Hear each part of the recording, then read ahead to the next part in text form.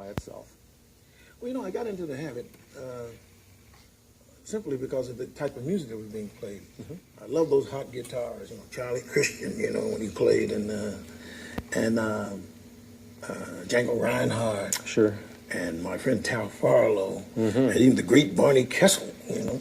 What they did that was so great, they would highlight what they were playing by having a place where they would do a heavy accent, you know, bop, dip, boom, and I'd be waiting on that kind of thing, and the song would take off like a rocket. Sure, sure.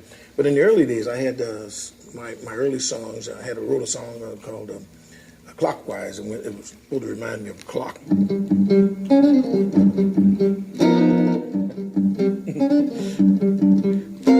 Yeah, great tune. Yeah. And then we'd strike away with some.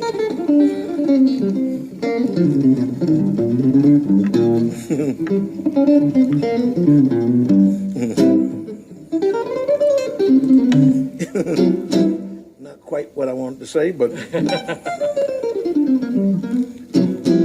that kind of thing. Let's put it like that. Sure. And we're going to edit that out, so don't worry about it. Do you think some of that percussiveness comes from listening to horn lines and horn punches, you know, from the big bands in that era? Well, I think the trumpet probably is the jazz instrument because every note is singular and it has edge. Yeah. And if you put the right color with that edge, then you got something that's really exciting. I think that's what made that instrument stick out so much.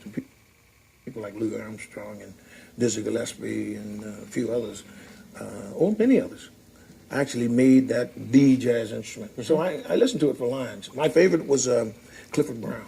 Oh yeah, You talk about diction. and he's speaking through his trumpet. That That's guy, it. you know, absolutely. Now with your right hand, you pick sometimes using a pick, sometimes use your thumb, but they're both percussive. Yeah. Now, what are you doing when you're using a pick to get that really drum-like sound that you get? Well, rhythm. The thing I like about the type of technique that I use, I'm not a technician on guitar, but it allows me to just, you know, let my right hand be the rhythm master, so to speak.